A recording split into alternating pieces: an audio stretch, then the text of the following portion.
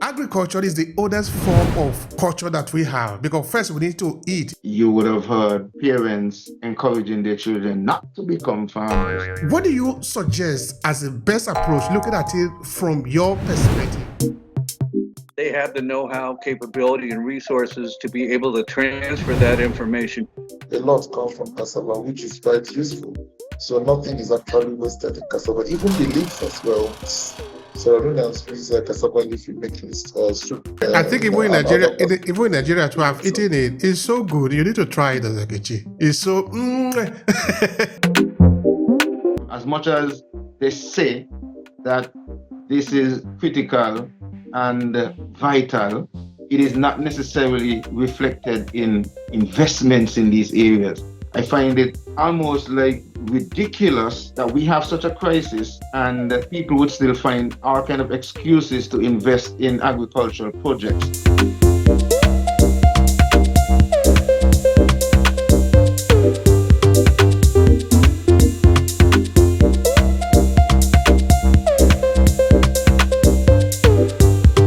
Yeah, today we are talking about the role of cooperation. Of course, that is collaboration actually. The role of cooperatives in building sustainable or successful agribusiness venture. Where I think this is important for us is that people, first of all, need to understand that you cannot do it alone. That is why I was just coining just now that cooperative collaboration, because that is actually what I'm seeing there. That we need to pull our strength together to be able to do something. Because in most realities in Africa that I know of, and I think it is true for many situations in Africa, people are not interested in farming because the burden of farming is left at the individual level. What I mean by that is a farmer wants to take care of everything, and at the end of the day, the farmer doesn't even have the collateral to be able to ask for a loan in the bank. So he will never be able to get a loan in the bank. He doesn't have the money to be able to buy the equipment that he or she needs to be able to farm. Therefore, he will rely on the obsolete tool to farm. So because it's a game that individuals want to play at the individual level, of course, that would mean the subsistence farming, which is the oldest type of farming, because you farm, you cultivate the land for you to be able to feed yourself and your family. There is nothing wrong with that. But of course, that is not what we are talking about here when we're talking about agribusiness, because agribusiness meaning you are taking it to a different level, because then we'll be talking about how do you transform the cassava that you got into flour that can be taken to Lagos or taken to Johannesburg that will be needed to create bread. So today, just now, I was interviewing a guest from Germany. I was telling her about cassava. And of course, she had known nothing about cassava. And many people in Europe do not have an idea of what cassava can do to their food. But I was saying, this is a very important crop that we need to advertise a lot. And not just because I'm coming from Nigeria, and Nigeria happens to be the leading producer of cassava in the world, but because the crop is good.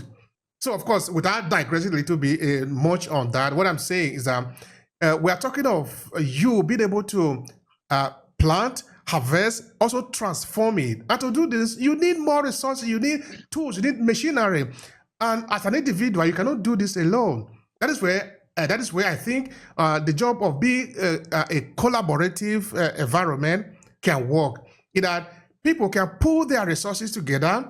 And because they are now a body, an association, organization, or cooperative, whatever you want to call it, but what I'm seeing are a group of people that are pulling their resources together, then they can present their offer to the government. And of course, the government, any government in the world will listen to them because you are a people. But as an individual, you don't have the money, you don't also have the power to be able to make any shake anywhere. But as an organization of bodies, say, the Cassava Farming Association of Uromi, for example, where I'm coming from, in a small town in Nigeria, or the Cassava Farming or Farmers Association of Edo State, with millions of people there, it would definitely will be able to make any type of wave they want to make to either the state government or the federal government of Nigeria to ask for money. If they want drone, they will be able to access it because they are a people. By the time they put the little resources that they have together, they'll be able to ask for a good share in the market. So this is where I think this is going to be an important conversation today, looking at where we move into in the new frontier of agriculture and agricultural or agribusiness.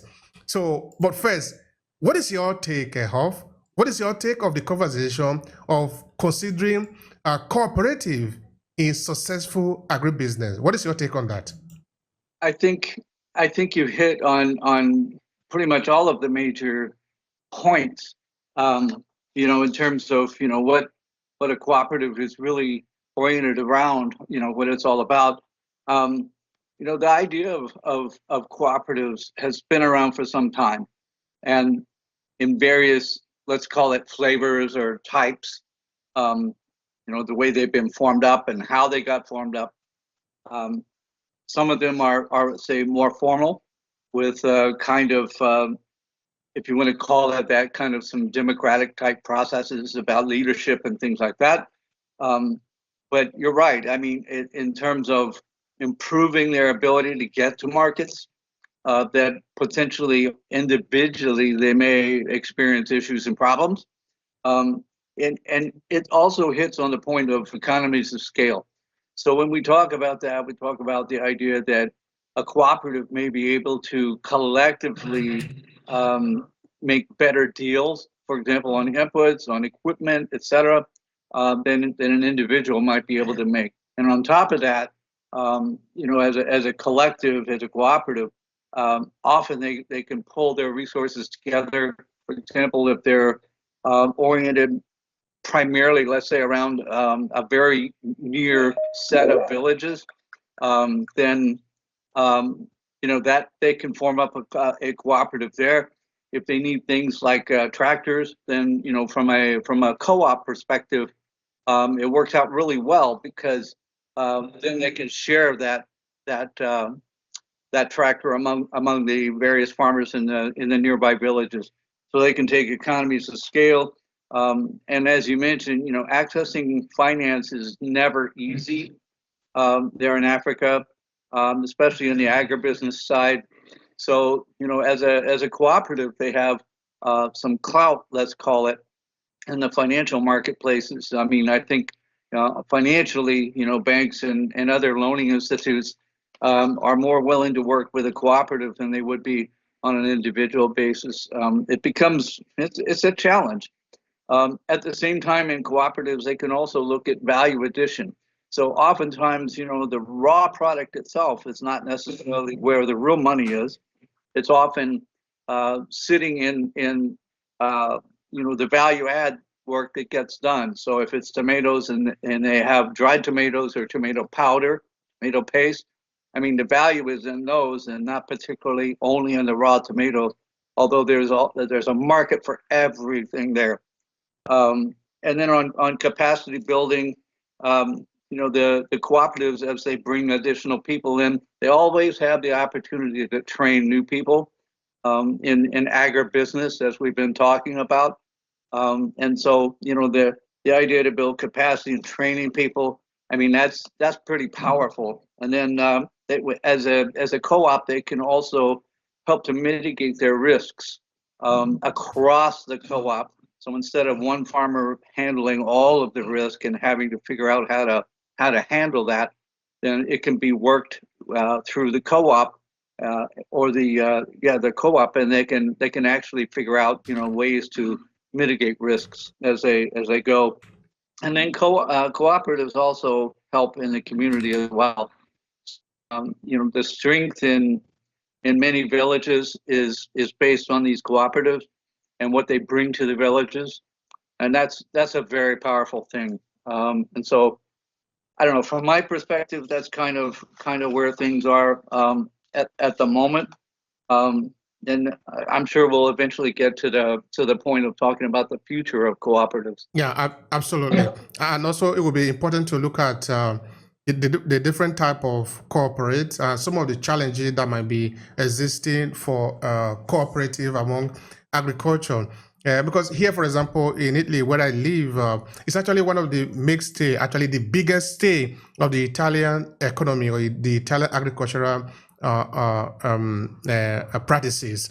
It that people usually organize themselves into a consortium, and because they organize themselves now, it's easy for them to be able to go to the bank and borrow money.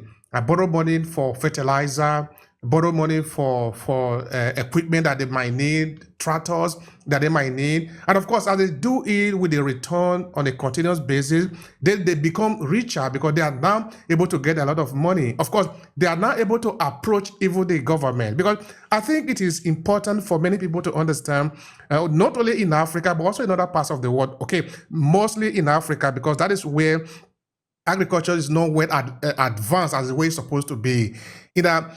Agriculture is the oldest form of culture that we have, because first we need to eat before we can live. If you don't eat, you will die. If you look at some of the oldest history, of course, documentation that we know, we talk of the man settling down.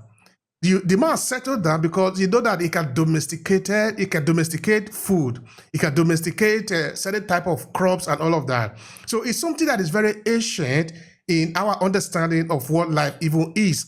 So it should be that we should be able to organize our life around agricultural practices. In that when we harvest and when we plant and harvest, and in between take care of the crop so that they can grow well, we should have a way of having this direct rapport, but being able to transmit it in a cohesive manner before the power that be, as a collective, to say maybe in this community where we have 20,000 people, we need this type of thing to be able to participate in what have always been the way. What is the problem? We don't have tractor. We don't have tractor. Not I don't have tractor. Because if I say I don't have tractor, I cannot do anything about it. I cannot force the government to respond to me. But if we say we don't have tractors to take care of our food so that we can live, the government must respond, because it's about us. So I believe that by the time we start organizing ourselves like this as farmers, we will be able to address some of the challenges that we might have, like the drought, like the pesticide, like the problem, because we are dealing with it because we are here. It's not that this farmer in different parts of Africa that we know of that are usually, because for example, my father, when he was alive, when I was much smaller, we were all farmers. Everybody is farmer there. In that we went to the farm to cultivate and all of that. We know how to do this, but only at a subsistence level, only at the level of mere survival. And the food is not even enough to take care of us, to be really honest, no? Because we are doing it only my own, only your own, only his own, only her own. We don't organize it. And because we don't organize, we also do not have the documentation of the processes. We have been doing it for several thousands of years. We should have a record, a book that have all the details so that we can easily pass it on among ourselves, so that we can plan. I understand that there are these planning, but are still always on individual level, no? So we are talking of the idea that we can come together and study the problem together and look at the projection of the future together, where we want to go in this type of particular crop that we are producing in this land. How can we improve it so that we can produce more of it? As we can approach anybody, the bank, the government, or any type of institution that can help us, even international. But beyond that, beside that, I think that when we organize ourselves as farmers, we're even able to study the problem deeper so that we can understand what we are dealing with. So cooperatives, very interesting topic and timely topic, I think, especially for many of us in the Caribbean, and even myself. I am just getting more involved in cooperatives, and I'm learning some of the advantages and benefits of a cooperative and being in a cooperative. It's a challenge. It's very, very, as Dan would have pointed out, a lot of the advantages of being in a cooperative. However, sometimes it proves challenging because, you to sometimes have a group with children is a major challenge. Imagine having a group of young adults that you're working with. Young adults or even old adults who would have already have their responsibilities and have their life to deal with and so on, and then having to commit to a cooperative, that sometimes proves challenging for some. The the the reality is, even though you have those challenges, um, the benefits for the local farmers or for the individual farmers totally outweigh the pushback that we do get sometimes. So you have, for example, I think Dan mentioned that already, collective bargaining power. Cooperatives enable small-scale farmers to negotiate better prices for inputs, like seeds, fertilizer, machinery, as you guys were talking about the tractor. That sometimes would be a challenge for one farmer to undertake, but as a group, as a collective, you're able to pool together, own such a implement, and be able to share the resources. And that would reduce the dependency on the middleman, the government, whoever else. Reduce input costs. As a cooperative, you'll be able to buy in bulks. Usually cooperatives secure their fertilizers and pesticides and machinery and so on at wholesale prices. And when that is done, it definitely reduces the cost for individual farmers. In farming, there's a lot of risk involved. Risk from pests, risk from the environment, risk from humans. There's so many, things that can happen to a farmer as they're doing what they're doing. As a cooperative, some of those risks and losses are sometimes shared because, even though you might not have been able to meet your quota at this point, you might have had a member to be able to fill in and make sure that things still work out for you. And it's not like a total loss. As a result, sometimes cooperatives benefits from, whether it's collective insurance and, sometimes there may be other systems that may be able to cushion, that farmer if he went through a loss versus having to do it on his own. He or she may be able to get the support of the cooperative and be able to get back on their feet to address whatever issue it is. Maybe it might have been an equipment that broke down, and maybe another member in the cooperative was able to source it or allow them to utilize theirs in the interim and things like that. Knowledge sharing and training. A lot of members would benefit from the sharing of knowledge and training in a cooperative, in a group, as different members also may and would have different skill sets. And so as a part of cooperative or group, you may find there are people who are part of the cooperative or part of the group may have certain skill sets that you outside of the cooperative may have to pay a lot more, or you just might be able to get to utilize the service as a result of being a part of the cooperative. Um, I think Dan mentioned this as well. Many cooperatives invest in shared storage and, processing units and post-harvest and waste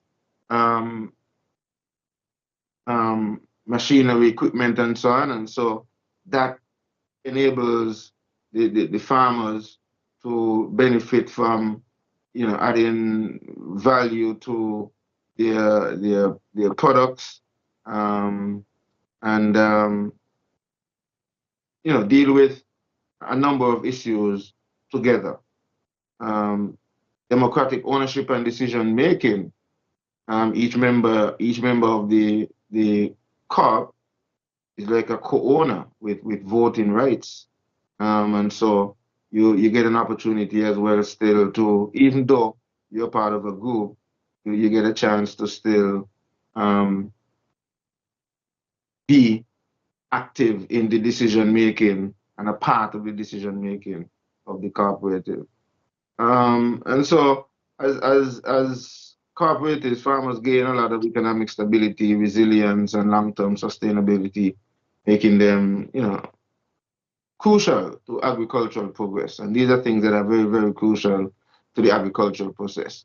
Now, part of the challenge that we have, and that's why I'm saying that I think that this topic is timely, it is to get sometimes our people to buy in to cooperatives. Sometimes, depending on the culture of the people, you may find it a bit more challenging for some to want to collaborate or work together. It is a challenge. I know for sure in the Caribbean, and I could speak to St. Kitts and Nevis, where I'm from originally. It is a challenge for our people sometimes to work together. There's what we tend to sometimes coin as a people as what we call the crab in a barrel mentality. Is sometimes very much evident in certain territories and embedded in certain cultures, maybe intently so, but the end result is still the same. And you find that they tend to distrust each other more than you would find in other groupings and so forth. And so as a result, cooperatives are not necessarily utilized. And so it poses a greater challenge to seek to educate such a massive on the benefits of a cooperative. And so what we're doing here in terms of seeking to point out that, and I think you alluded to that a bit before Dan got frozen, Obi, the getting to know what's a cooperative and these things, because I think it is also helpful for people to understand what's a cooperative, how it functions, how it generally benefits, like we're pointing out here, especially the farming community. There's some examples that I could point to later on, but I guess I'll let us go through the discussion and see how and where things flow. All right. Thank you so much for that, yes, son. Thank you. I appreciate you. I appreciate you also for the fact that you are speaking from the feed. You are speaking from your experience of what is happening there, and I think that is really very important. That is what I think people should take away from the conversation that we are having here. In that we are talking from talking to people who are actually in the field. They know what they are talking about. They have experienced it. I remember the experience that I had growing up with agriculture, and I think that everybody should be interested in agriculture because it connects us to who we really are. I remember two of my books, it was deliberately embedded in it the culture of the Asian people and agriculture, the way that the people interact with the land. And not only three of my book, actually, not two, three of my book. For example, in Ahmed there, you will see this in the beginning. The story starts with the people getting worried about the rain, that it hasn't rained yet. And of course, there is a lot of things that happen there because now they have to find out what is the problem. They have to consult an oracle to see what have happened. Until a point, it was understood that they have to make some sacrifices so that rain will fall. But rain will fall not just for the sake of rain falling, because when rain falls now, the planting season starts. Because as an agriculture, as an agrarian land that haven't yet evolved with the machinery to be able to do irrigation, because in Esa, or in my part of Esa where I'm coming from, in Uromi to be precisely, we don't have irrigated farming system. We basically have to rely on the natural seasons, in that when it is in the rainy season, we plant. And of course, the crop have to undergo this whole process of maturing. Then you harvest depending on what type of crop you plant. Of course, the crop, not that there are very many. You talk of yam, talk of cassava, talk of okra, talk of tomatoes, onions. Not that we plant actually a lot of onions. The onions are usually coming from the northern part of the country. Then, of course, we plant all type of different type of tubers. Now, this tuber usually will last for a certain amount of period of time within the year, so that you harvest as the rain is no longer falling. We're in the dry season. Whereas the type of agriculture I think people should be interested in, and I think that we are preaching here, is a type that you can decide to plant what you want to plant. Of course, within the limit of the weather too, because you also need to respect the climate. That is for sure. But for the fact that there is no rain at the moment, that should not be the yardstick for you not to plant, because you can actually irrigate your farm. Which means now that you don't have any problem. You're not depending on the natural rainfall. You can irrigate your farm. So I think that is really important. But I'm actually saying that to mean that we all should be really concerned about agriculture. We all should look at agriculture as something that is part of all, because really it is part of us, and it should be part of what we are talking of every day in our regular conversation. So the point I think now is we're talking of forming cooperative or forming bodies that help us take the conversation further. Because as an individual, like you have also mentioned, Yason, it's going to be pretty difficult for you to be able to go to places. Of course, we know this. That is actually the one that we know more. That is why a lot of people are not interested in agriculture, because they say that many people that are interested in or that are practicing agriculture are poor people. They know this. I've seen it in my life, no. So to tell somebody to go to farming, the person will think that you don't like him or her, because there is nothing to benefit in farming, at least from the way that they see it, apart from the food that you get to eat sometimes, which is usually not still enough. But the type of farming that we are talking about here is far deeper than that. And the way that we'll be able to get that or get there to that level is if the people organize themselves and form body. And this body, of course, already well explained. I don't want to be going in there. They help us to be able to go to places, to approach a bank, to approach a government, to approach financial institution, to study the plant where, because now you need research to be able to do that. That is also what we are proposing in Project SCADI, is that we want to be able to study the plant. You see, there is something that is happening to us that sometimes we also need to pay attention to. Before, people used to know the name of the plant in the forest. Before you can work with the farm, you first need to know what is even the name of this plant. But now people don't even know the name of the plant anymore. So what we are proposing is that the time has come for us to study our plants, to know our forest, to know what is the usable element even within a plant itself. Because a plant have the leaves, it have the root, it have the trunk, and it also have the fruit for the one that bears fruit. Each of these branches of the plant can actually be studied to see what we can get out of it, because sometimes they are not doing exactly the same thing. The root of the plant can actually be medicinal, but not all of them, and not all of them in the same way. But do we know that particular plant that we can take and extract the content inside to cure certain ailment? Do we know that? Because if we are talking of sustainability or sustainable agricultural practices, therefore it is important that from the agriculture or the type of agriculture we practice, it should be able to take care of every part of our life, from the food we eat, to the medicine we drink, to the clothes we wear, to the houses we build, talking of the wood and all of that, because they're actually part of agriculture.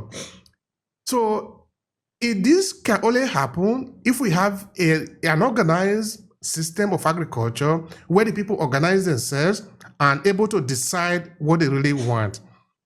But of course, we can go on and on and on of the different benefit of cooperatives in agriculture. That is no limit to it. But there are some challenges sometimes. And I have some questions for you, Yason. So what do you think are some of the challenges of forming and sustaining cooperatives? Because now, like I said, I can go on and start listing out the different benefits like you already have done. So we know that it is a good thing. We know that the people need it. We know that our community need cooperatives for them to be able to have a sustainable agriculture that can bring wealth and job to the community. But why are more people not interested or not practicing cooperative agriculture? What can you share with us? You know, as you spoke earlier, Dr.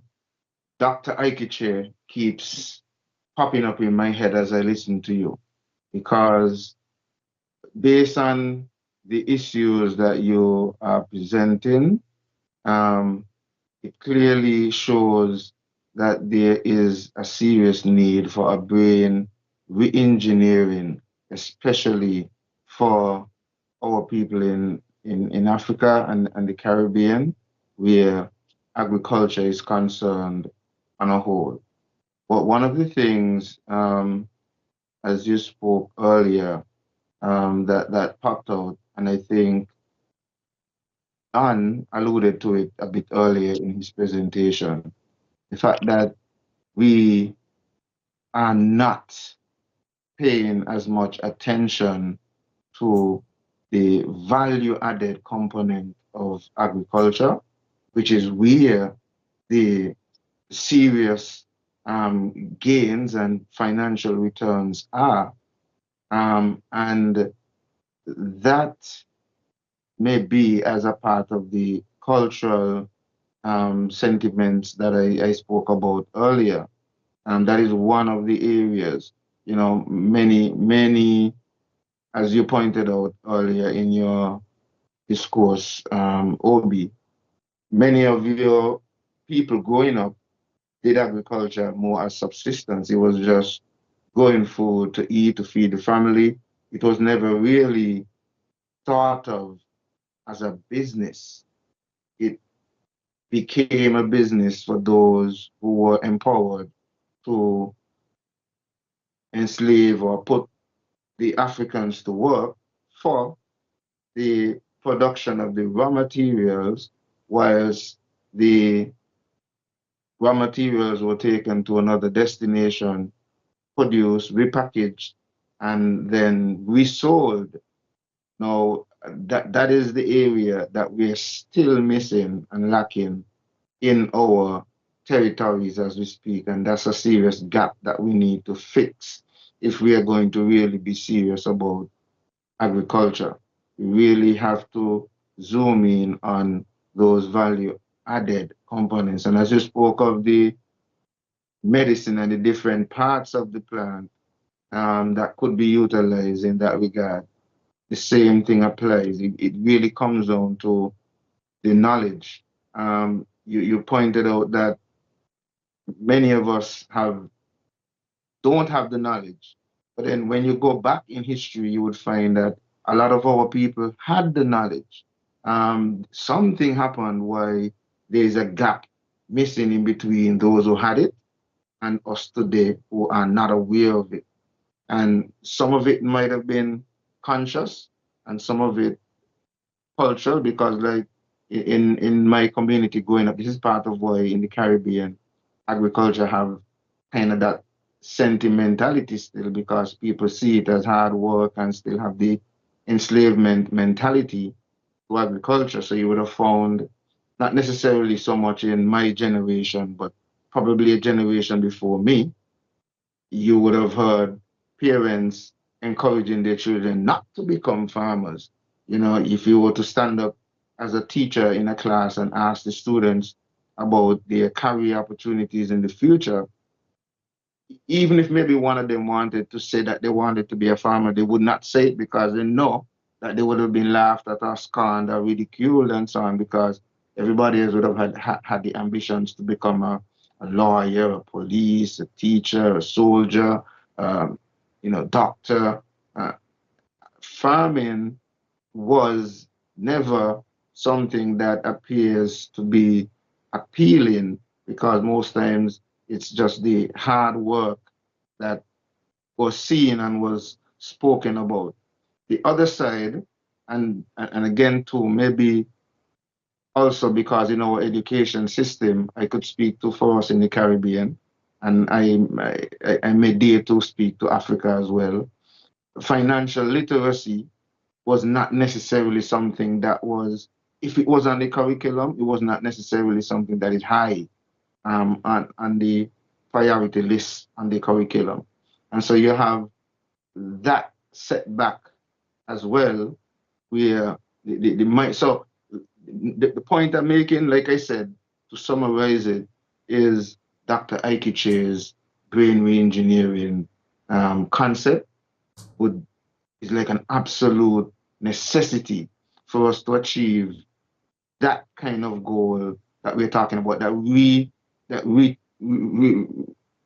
a paradigm shift that is going to be necessary for us to start to create our own products, our own value-added products, and create ways and means now to trade amongst each other so that we could have these products moving throughout our communities. And that mindset now to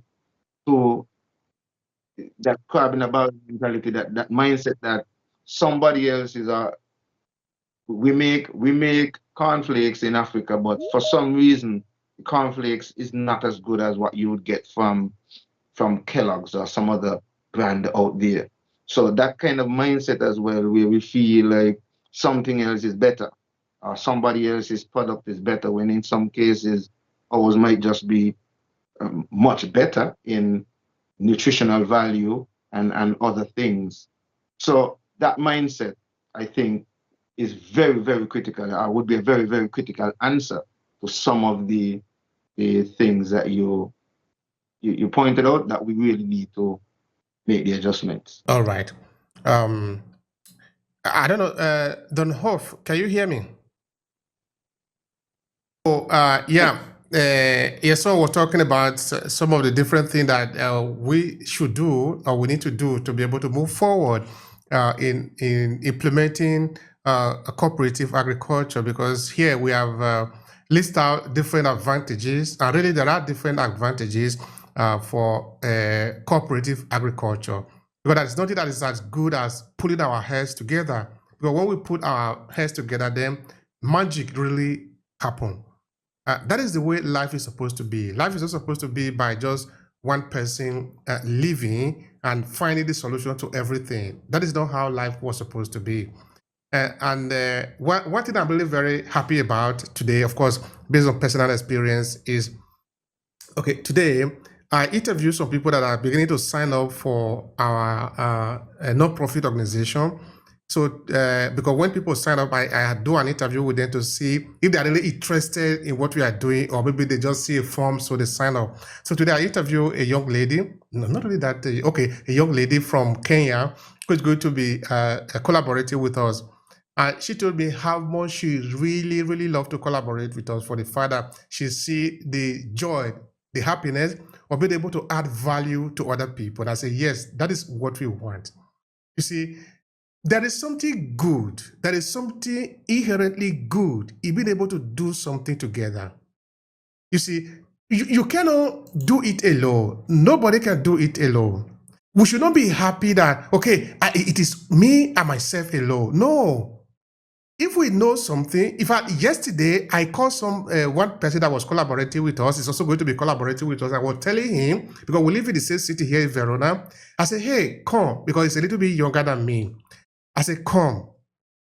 One of the reasons I'm telling you to come is that I want you to know what I know. I want you to be able to do what I can do. Because this is not about me, it's about us. If you know how to do what I can do, if I am not here by any reason, because I'm not going to be here forever, nobody stay forever, you can carry on, because we don't wish that the people that are younger than us should die before us.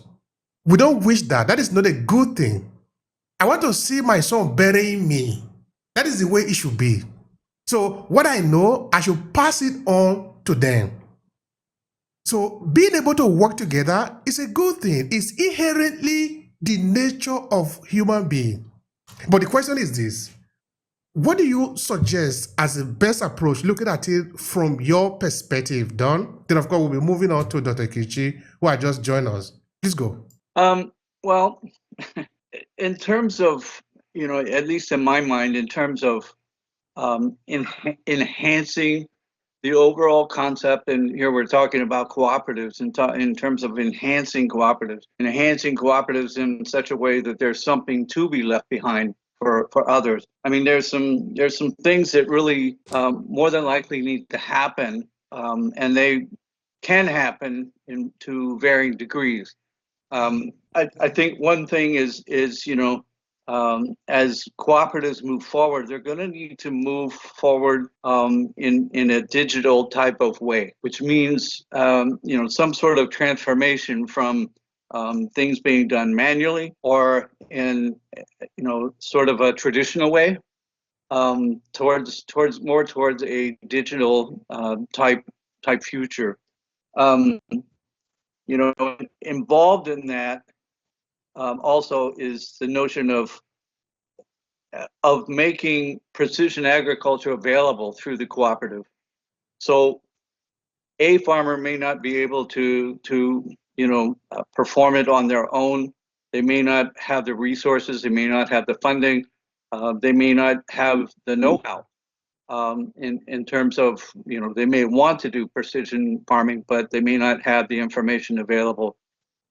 So it takes us to, another area, which is kind of knowledge sharing and information sharing. And the idea being that those in the cooperative, those who currently perform precision farming, they have the know-how, capability, and resources to be able to transfer that information. I mean, all of these things to me build on the future and having something to leave behind. Collaboration and marketing. That's a huge area for these cooperatives, where they have the ability to push forward in terms of making people aware of them and aware of what they're about, what they do, the value they provide. That's huge. And then I guess the last aspect, and this is what I've been working on for a long time, is the idea of mobile apps that can provide an enhancement overall, not only to individuals but also to cooperatives. So for quite some time, I've been in the process of working on Grow Mobile, which is an agribusiness mobile app designed specifically for Africa as well as the Caribbean. And the app itself is not just an app. I mean, it's what it helps to accomplish, which is helping to make marketplaces available, which is to make information available, which is to make training available. There's a lot of different pieces and parts to it. And this is, by the way, this is not an advertisement, but the idea that the technology, especially mobile technology, has a lot to offer. And even in the area of on the technology in the area of Internet of Things, soil measurements and measurements of soil conditions, so that the best choices can be made for the crops to be grown in those particular areas, and to be able to to monitor for irrigation and water usage. I mean, things like that. Those are all huge things on the technology side. But those are the things that I think of in terms of adding value to the cooperative and making it something that you can pass on to those in your family, your extended family, the others in the cooperative. Those are the things I think about. I appreciate that sharing, and that is important because communication is going to be vital as we move into the next frontier of collaboration. You see, I'm using the word collaboration and cooperate interchangeably, but that also is intentional. Either we need to work together, we need to look for a way to jam our brain together for the solution or the problem that we have. We're not going to underestimate that by any yardstick. We're not going to underestimate that. It is fundamentally important. And of course, that will bring me to the project that we are working on, Project SCADI, where we are actually trying to reintroduce, or actually introduce, because I don't think the Europeans are aware of cassava before. We want to make them understand the importance of cassava. Okay, I might be saying that because I am a Nigerian, and Nigeria happens to be the world leading producer of cassava, but also because cassava have a lot of opportunity to solve some of the problems that we are facing in terms of hunger and renewable energy, because from cassava you can produce ethanol, but also for many other variables of materials, of products that can come out of cassava. Gluten-free flour that you can use to produce bread and all of that. And it's a huge project. It's a huge project that we are working on. And we intend to experiment on this in Nigeria in some distant future, because we really believe also in this cooperative is baked into the project, and Dr. Ikechi is coordinating that project. All right, Dr. Ikechi, we can hear you, we can feel you. Could you share with us, because now we are talking about a cooperative, and of course, as an agriculture expert, you certainly do have something to say about that. Anyway, welcome. You came a little bit late, but we are still here. Please take it off from me.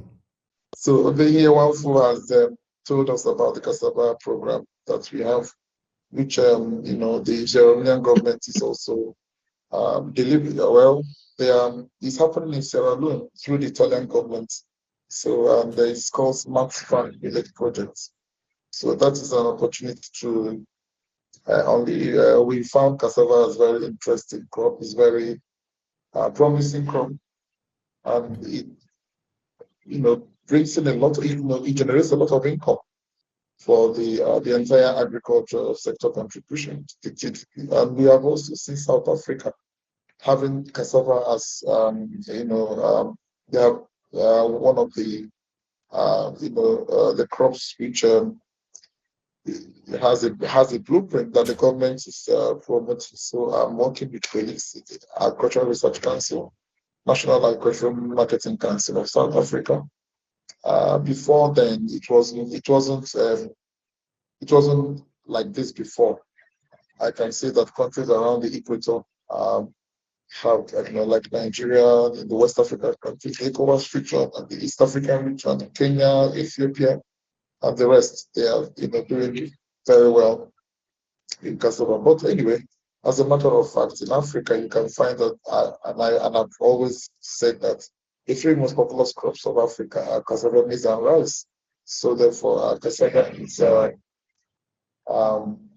is a crop that has a lot of potential. It has primary products, secondary products, tertiary products, it has byproducts. A lot comes from cassava, which is quite useful. So nothing is actually wasted in cassava. Even the leaves as well. Ceremonials use cassava leaf in making soup and I think even in and Nigeria, other. even in Nigeria, to have eaten it, it's so good. You need to try it, Azakichi. It's so. Exactly, and yeah, absolutely. And we have the varieties. We have the improved varieties. We have the cultivated varieties. We have different species of cassava. We have the one that doesn't have the cyanide content. It's like, the hydrocyanic acid content of cassava, and those ones in the South African area in the SADC region. It's not like the one in the East African region or West African region.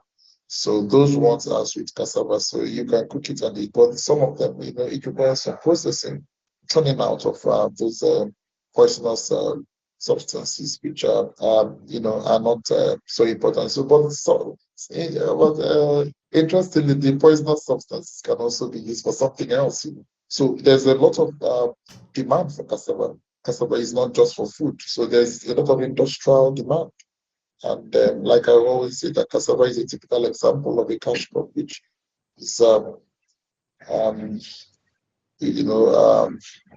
a lot of opportunities within the production, processing, distribution, and consumption. Yeah, so I think that even during the Russia-Ukraine crisis, we saw it play out. I was in an interview with some persons, and we were looking at wheat, which produced so much but by the region that had war and this Africa is always patronizing them. Meanwhile, we have some regions that produce wheat. We know that Ethiopia produces wheat also. And we can even do something more seriously. So where are the governments in this whole plan? So, and that is why for example, I had mentioned the South African government is taking that plan serious. I mean, we have been in contact with some of the organizations in South Africa. They want it cheap. And we have also contacted those in Brazil. We know this in Brazil are also doing well in cassava. We also know that those in Indonesia, they are also excelling in cassava production. All right. Thank you so much for that. But what about the cooperative? Because you made mention of the government. You were saying, what is the government doing? And before you came in, we were talking about the importance of cooperative, that when the people organize themselves, that is when they have power. If they don't organize themselves, it's going to be challenging for them because farming is not very cheap. In fact, that is why many people are not interested in farming, because they look at the way that their father have did it. For example, the way my father did it. If I explain to you my experience in farming, you might really pity me, how it was a suffering for us to farm. We need to travel several kilometers of road. Then we go to harvest yam or cassava. We put it on our head. We are doing like this, a very tiny road. That is the image a lot of people have of farming. But that is not the picture we are painting here. We are telling them that it is possible to participate in agriculture. And I interviewed somebody in Zimbabwe. Inside the farm, they have internet. Inside the farm. So this is the type of agriculture we want to let people know. We are seeing in Africa, in Zimbabwe.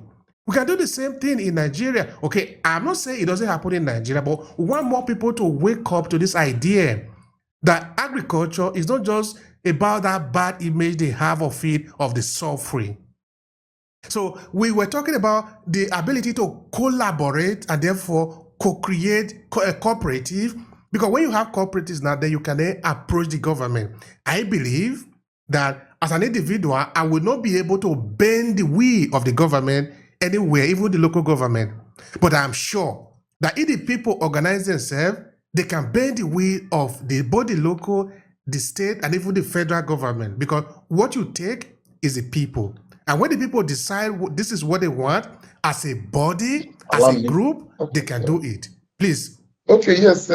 I just wanted to jump in, because I was just trying to lay a foundation of cassava and all that. Then coming to cooperatives, you are whenever you hear cooperative, you're talking about collective action. Collective action. What do I mean by collective action? Collective action is cooperatives. Cooperatives enable farmers to move beyond raw or rather produce in the farm and also engage it, in processing or value addition activities. For instance, particularly cassava production, there's an engagement in processing activities like making of gari, flour, we know those derivatives, starch, fufu, them tapioca and many other derivatives. And of course, adding value to increase income. So, well, in Africa, cassava cooperatives play a vital role. They play a very important role in supporting farmers. And we know that farmers of Africa are majorly smallholders. So, and that will also, of course, enhance food security. It will also boost economic growth through improved cultivation practices. And even, of course, I mentioned processing and marketing and consumption and even international support. Like even now, I tell you, we are having a lot of Africans in diaspora coming to Africa to cultivate cassava. Cassava is one of the crops that are always cultivated because of its resistance to disease. They are not really susceptible.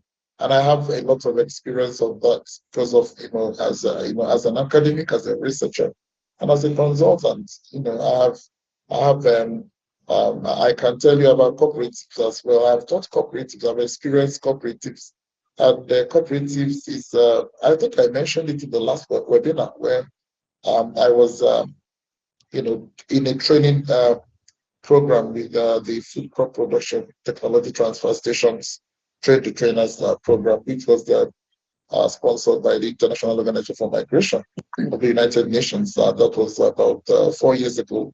And in that facility, I discovered that those guys in the facility have a very weird experience. So their experience with cooperatives made them to resist what I was telling them about cooperatives. And I was telling them about my experience in Tuskegee University at the Alabama when I went to Alabama in the US, where I met a Nigerian who was telling me if you want to excel in agriculture, you have to go into cooperative because cooperative is one of the areas where there's a lot of benefits from cooperative agriculture. And then adapting it to cassava, we can see in cassava ecosystem, there is value chain enhancement when we bring in cooperative. There's also market access and stability. It's not just that. I mentioned the food security, a lot of economic empowerment, a lot of infrastructure development as well. So there are ways of unlocking these, points I am raising. And we have also seen, somewhere in Southern African Development Community countries, which is Malawi. Malawi, that country is very poor. There's a lot of poor people. It has recorded high case, incidence of poverty.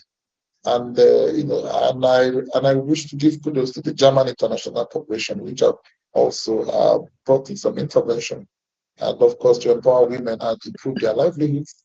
And we know in southern Malawi where you get cholo, where you get to places like not really the long way, but Blantyre, that area, is where you get people who cultivate on cassava, and they are looking for markets. Now coming back to Nigeria, where I am from originally, Oyo Ifelodu Cassava Processing Company has also, recorded some strides. Even the Credit Society Limited (CICS) in Nigeria, the cooperative which evolved from a group of women processors and processing cassava into various products. I had mentioned those products, and those products are increasing by day.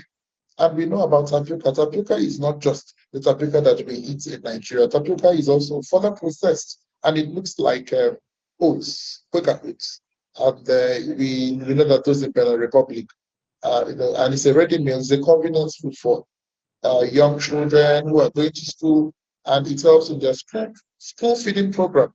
about school feeding program. So it does a lot of, helps also even pregnant women, lactating mothers, nursing mothers, and even the aged, people like, some agent, these things are very real. They are, so it helps in nutritional security, not just food security.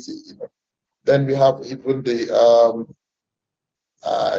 it's spread all over, sub-Saharan Africa region. Yeah, but I will always say that of course, the highest producer of cassava in Africa remains Nigeria. Thank you for that. And of course, yeah, in the You're whole welcome. world, I just need to point that out with over 60 million metric tons of cassava as of 2021, if I'm not mistaken, according to the United Nations. So I'm definitely proud of that. That is a good number. Yeah, I don't want to mistake that. All right. Now, talking of what we need to do, some of the things that we need to do to embrace cooperative. I don't know if Don want to say anything about that. Then I will be moving to your son. Then of course we'll come back to Dr. Kichi. So Don, what do you say about some of the things that we need to do in order to embrace more no, let's move first to Yason, because Don, you spoke just before Dr. Kichi. Yason, what do you think are some of the things that we need to do in order to embrace this cooperative? Because up until now, we have said everything that is good about cooperative, but yet we know that it's not embraced enough within the community of farmers. There's something need to be done. What do you recommend? Well, what I recommend is basically where we are right now. Listening to Dr. Aikiche, like I mentioned in my presentation earlier, that is the language that we really need to hear. And even from his presentation, it comes out that a re-education is very important. Re-education and education on a whole is important in terms of getting our people to be reattuned to plant knowledge. When I listen to a part of the last 5, maybe 6, 7 minutes was just on the topic cassava and all of the different things that cassava can do and all of the different varieties and strains and different options. So I am hearing the need for more education, to re-educate and to make a strong effort to reach our children, because another issue that we're having within the agricultural sector is that most of the farmers are the older folks, and there seems to have been that generational gap that I'm speaking about.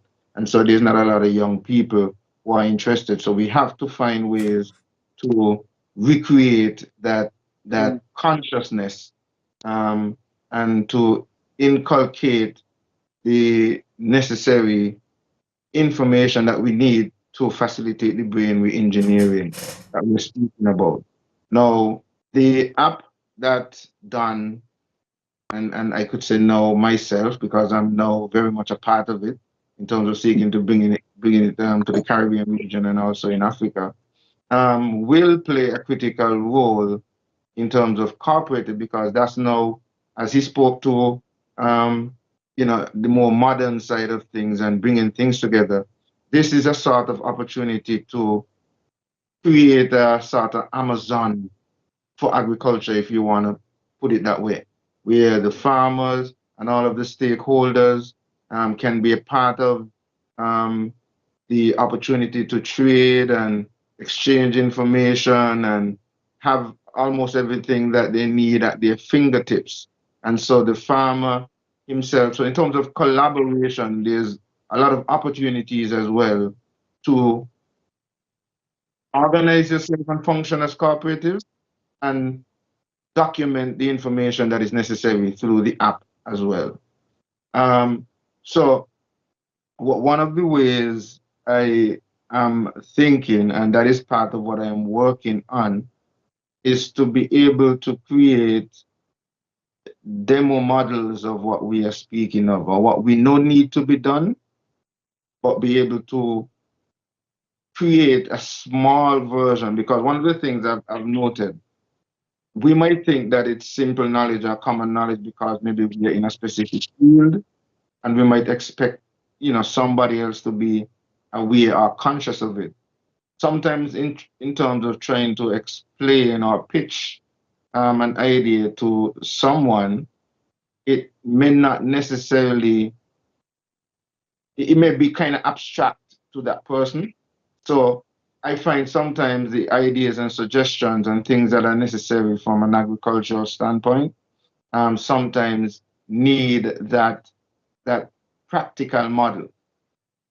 So that is where I am thinking to be able to create agribusiness-based community development projects that's going to empower the people in the community, projects that are going to educate the people, projects that are going to get the people involved in the process of creating the raw materials and also creating the value-added products, so that at the end, they become not just employees or persons who want to work on a farm, but people who have been now empowered to want to become entrepreneurs and want to take up one or two of these areas and become whether the creator of the same cassava we're talking about. Somebody might be able to make the flour, somebody might be able to make, some other product, baby food, and create some brands out of these that now can be competitive with other brands internationally, or at least be able to sustain our own local market so that we don't have to import these products. And so these are some of the things that we need to do. And this is where I am.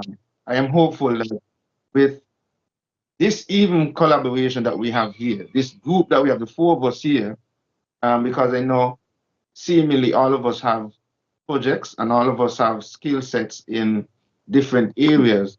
And I am thinking that we can put together a model that utilizes all of this area, because the project that you have for cassava, the app, Dr. Ikechi's brain re-engineering concept, all of these are what we would need to put together in that package, that model farm that would be able to demonstrate all this. So when you come in, the folks will be a part of it, the students will learn, and then they have the practical opportunity to do it. And then we have the app that is able now to assist with the marketing and distribution and getting the information out and so on. So it is now to be able to have, let's say, a small scale model of this, maybe like on St. Kitts and Nevis, to show the world that this is what we can create. And it is replicable and scalable. So you can now take it to Grenada, take it to Ghana, take it to Nigeria, take it to Rwanda, and then just scale up the model.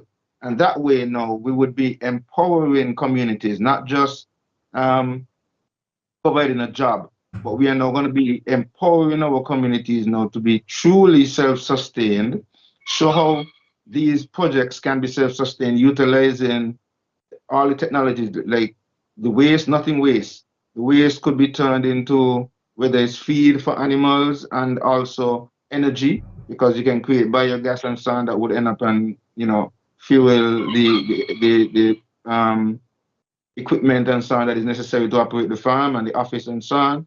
You could have atmospheric water generation systems where you create that so you can show that you're totally off the grid. You don't even necessarily have to be dependent, and utilize solar systems and whatever other means of alternative energy. And then you'll be creating your own food. Invest in these projects now. We want to be able to also invest in our equipment for the agro processing, the packaging, and the marketing. So you pay for your websites and so on, so that at the end, you're able now to, whatever products you develop, you would now be able to find the market for them. Now that way you add additional security even for the local farmers, because depending on what they're growing, when you have that chain in process where you control the raw material and you have the ability to process the surplus, then you could tell the farmer, yes, bring in at a set price, we're taking this from you because we know it doesn't matter how much we get, we would be able to process it and turn it into something else. And so that way you create security for the farmer as well, in terms of he knows guaranteed whatever he brings in, he's going to get a fair price for it. And so these are some of the, for me, that's the approach that I'm taking in terms of getting what we know is absolutely necessary, because we are at a crucial crisis right now. Food security and food sovereignty, more than anything. I mean, I heard the Prime Minister of Barbados said that like, food security is like food and water, is like the weapons of war in these times, right? Because of how serious they're seeing the need for us to pay attention to food security. Sadly, though, as I wrap up my point here, as much as they say that this is critical and vital, it is not necessarily reflected in investments in these areas. I find it sometimes almost like ridiculous that we have such a crisis and people would still find all kind of excuses to invest in agricultural projects. But yet they could find millions and billions to blow up to try to go to Mars and to make weapons of mass destruction. But they will tell you that farming is too risky and you have all these risks that are involved in farming. And so banking institutions don't want to lend you money and so on. But they don't have problems in lending somebody some money to blow up a rocket attempting to go to Mars. So that's where I think, you know, we really need to, as a people, like I said, zoom in on these things. We would have to create those societies that we wish to see. Because I think to some extent it's still a bit abstract in the minds of some of our leaders. And so that's the approach that I am thinking that we need to take in order to address this issue. Thank you so much for that, yes, son. Thank you very much. Yeah, like you say quite often, this is very timely conversation. This is the right time for it. Yeah, it's the right time for it, and we need to empower it the more so that more people can hear the voice and then join the call. It's very important. This is a call. You said they are saying that farming is very risky, but they are investing in something that they know that is, well, anyway, it's okay. It's okay. It's okay. All right. So, Donhoff, what is your take on that as we wrap up this conversation? What do you suggest in line with what your son has said? Well, let me start by saying I have to have my fufu with my turkey suya and my okra soup. So there's that. So your son is on point. Your son is absolutely on point, and this is one thing that we will focus on very heavily within Grow Mobile. And again, not an advertisement, but just it's our intention that we're stating. The other thing too is I read many things about a number of countries, saying that they will be investing in agricultural things, this thing, that thing, some other thing. The question I have is how much of that is real, and how many farmers does that investment actually reach? I mean, we're talking about across Africa, depending on who you like, on any given day, we reach anywhere between 200 and 600 million people involved in agriculture across Africa. So the question is, for those countries that are quote unquote investing in agriculture, different programs, the question is how much of it is actually getting into the hands of the farmers who need the tractors, who need the inputs, who need advice, who need some structure, who need finance. How much of that government assistance is actually getting into real farmers' hands? So that's one thing. The other thing is just the idea that there needs to be an ongoing, and I believe it's happening, an ongoing expansion of technology across Africa, the Caribbean, etc. I have people that have contacted me from India and Pakistan who are very interested in what we're doing. But at the end of the day, we need to be able to expand on technology in these various countries so that we can leverage that across agriculture. So there's many different ways that it can be leveraged. I mean, some of it is just information sharing. Some of it is making marketplaces available. Some of it is training. There are so many different kinds of technologies that are available, and many of those are, say, country specific, and some region specific. So, the idea that vast amount of information is shared, within, let's say, Ghana, but how much of that information that's informational and useful and helpful, how much of that information is making its way up to Morocco? Probably not much. So the idea of being able to do that, the finance side of things is a massive area that really needs to get looked at. And I know that there are some countries that are saying, they're making finance more accessible and more available to the farming community. Again, the question comes back, how much of that is actually really happening? It's one thing to talk about it. It's one thing for it to actually happen. And then the idea of being able to compete in global markets. So these cooperatives, if they're structured in a certain way, they have the ability to pull together to go out into global markets, whether it's through exports or whatever it might be. There's a huge amount of power that comes as a result of these cooperatives, and that power needs to really, really be exercised in a positive way. To be able to say, yes, we can do this. Yes, we're capable. We're not a poor country, poor us. No, it's not that. It's the idea of proving to others we have the capability, we have the technology, we have the information, we have the resources, we have the people, we have the talent, we have the skill. Let's do this. So I know that others have published blog posts and things of that nature about why Africa has not, massively moved out to, across the world. And it's an open question, I think, but one that as I think about it, I mean, as I mentioned, there's a huge amount of power in Africa. It could become the powerhouse of all food at some day. And it has that capability right now. It's just a matter of exercising that capability with the right structure, the right direction, the right resources, finance, assistance from the various governments, and real programs that really assist real people.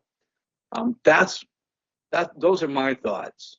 So much for that, Don. Thank you. I appreciate your optimism and the positivity that is being shared here. And I think we need it. We need it to be able to keep the conversation alive, because we are not intended to do this just for the moment. We are intended to do it even when we make a lot of success out of it, which is we are going to say we have been said that it was going to be possible. Yes, it is possible now. So let's keep promoting it. So we're not saying it just because it is not yet possible. It's what we believe in, and we are going to stand by it. So thank you so much for that. All right, so Dr. Ikechi, what is going to be your final thought here as we move toward concluding the conversation? And we're looking at how do we get the people to embrace more this idea of cooperative within agriculture, because it is a viable option for them to be able to be successful in their agribusiness. So what do you tell them as the final thought? That's regarding the recommendations for cooperatives. like I said, they don't welcome cooperatives, is regarded as collective action. That is collective action, I mean, or rather, it means action of maybe, are you talking about maybe the system, maybe the product or crop system or livestock system, which of course we definitely touch on, the producers. So are you talking about producers, cooperatives, marketers? Because we have different types of cooperatives and we have their roles. So now coming back to I'm sorry. Then coming back to the recommendations. Yes, coming back to recommendation, embracing cooperatives, can be very beneficial. And like I said, it's a powerful tool for empowering economies. Africa's economy is broken. Africa's economy there's downturn, there's holocaust in the economy of African nations. So they are experiencing a lot of breakdown. Economies are breaking down. So cooperatives can be a veritable tool for empowering those economies. Because when you look at the principle or the model of cooperatives, you will find out that one farmer will chase one, five will chase five, or more. Five will chase 10. 10, of course, we chase thousands. So you see the multiplier effect of cooperatives. So cooperatives have their program, they reach greater audience. And of course, it also touches on social development. We are talking about social development. We're talking about cultural development. We are talking about economic development. People join cooperatives because of a lot of reasons, especially for marginalized communities. And the women. Women are a voice. Women are one of the major players. They are major players in the agriculture space. And the agriculture space is a space that is very important for Africa. Of course, African economies are sunken. They are sunken in such a way that they are grappling with developmental issues, grappling with overproduction, leadership governance issues, grappling with this, grappling with that. And when you look at the SDGs of the United Nations, you see that Africa is really at the back. But we will not fail also to give kudos to some African nations that are following up a good model. And they are using, following up some countries which have also excelled. And we wouldn't even talk about cooperatives without looking at some economies like the Indonesian government, like the Malaysian.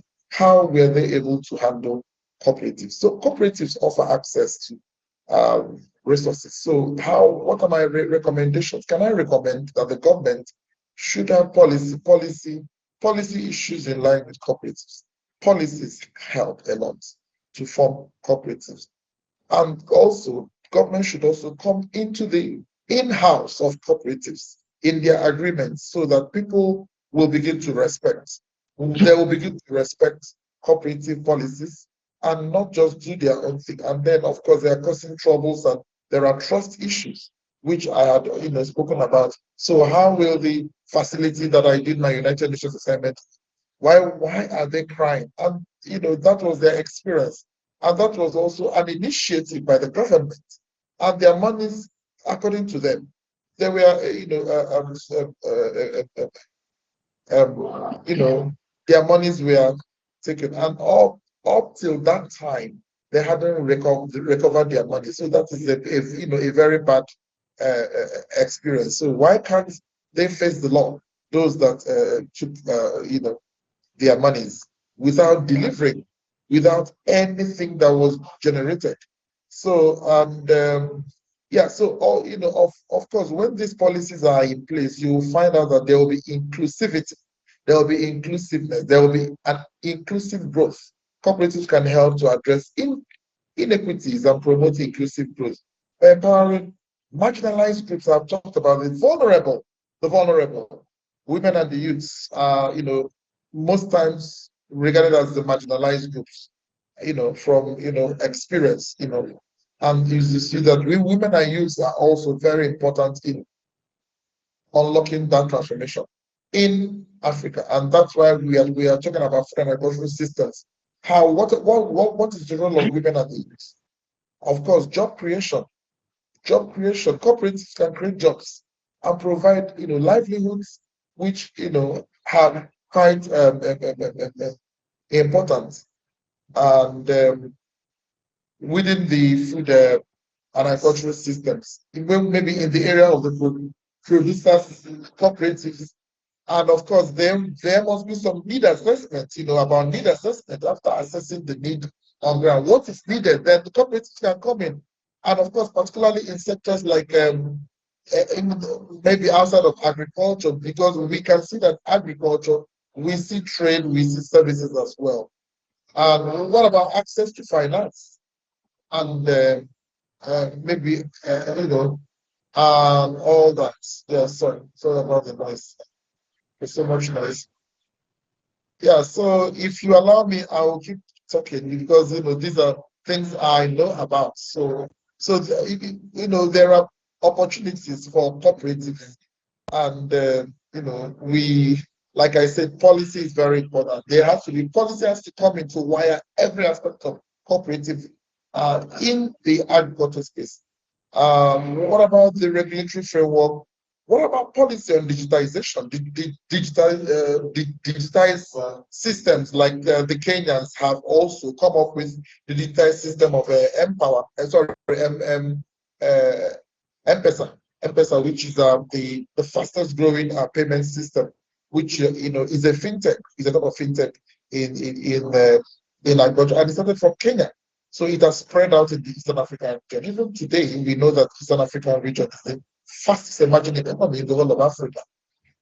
And so we are encouraged to take the dressing in a competitive environment where we have a lot of rivals here and there. And then this is the time that we need to take take these things very serious. We need to have some negotiations. We need people like Don from who is from the US, and someone that like Yasson also is African, from the African region. We need people like him. He's in the US. He's Caribbean. So we need all of us. Those in Europe, we need people who have the interest of Africa at heart. And because one thing I will tell you about Africa is that when we invest in Africa, like a country like Morocco, I was just speaking to a friend of mine now about Morocco, how they have employed a model which had worked for them. And that model is when, we have the multinational companies or those who want to invest in the economy, they come to their country and they build the structure, and they also train their people on how to use the structure. For instance, that's how the automobile industry have utilized it. Sorry about it, there's a football going on between Zimbabwe and Nigeria. So you can imagine. You're even that, watching the match. That's also part of agriculture, and cooperatives.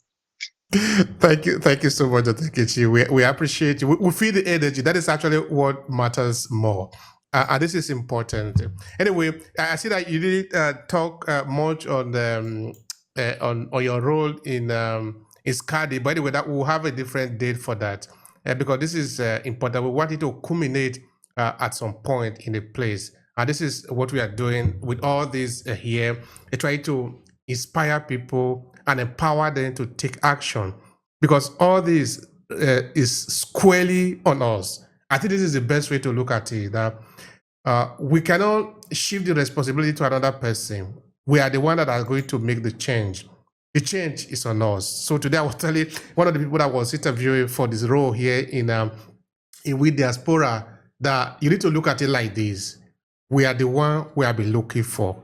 We are the one we have been waiting for. So what it basically means that you need to look at yourself and say, I am qualified to take on this role of changing the situation. I am not expecting any other person. Nobody is going to come. I am the one. So we're going to research our head. Think of anything at all that we can do to change the situation. If we look at it from that perspective, then we will be seeing solutions everywhere, because really there are solutions everywhere. So, yeah, I want to thank all of you for the positivity that you are sharing here, for the impact, because that is what we stand by. We want to inspire people to take action. Those who listen to us, they will say, okay, oh, it's not hopeless after all. They will say, oh, it is possible after all. What can I do? Not what can they do. No, not they, I. What can I do to improve the situation? That is the message that we are trying to preach to the people. So thank you, each and every one of you, Dr. Ikechi, Yason, and Don. Thank you very much. And please come around again next time, next month. We are going to be here again because, like I said, we are not just saying it because the thing is not happening yet. We are saying it here and we will say it again tomorrow too. So thank you very much.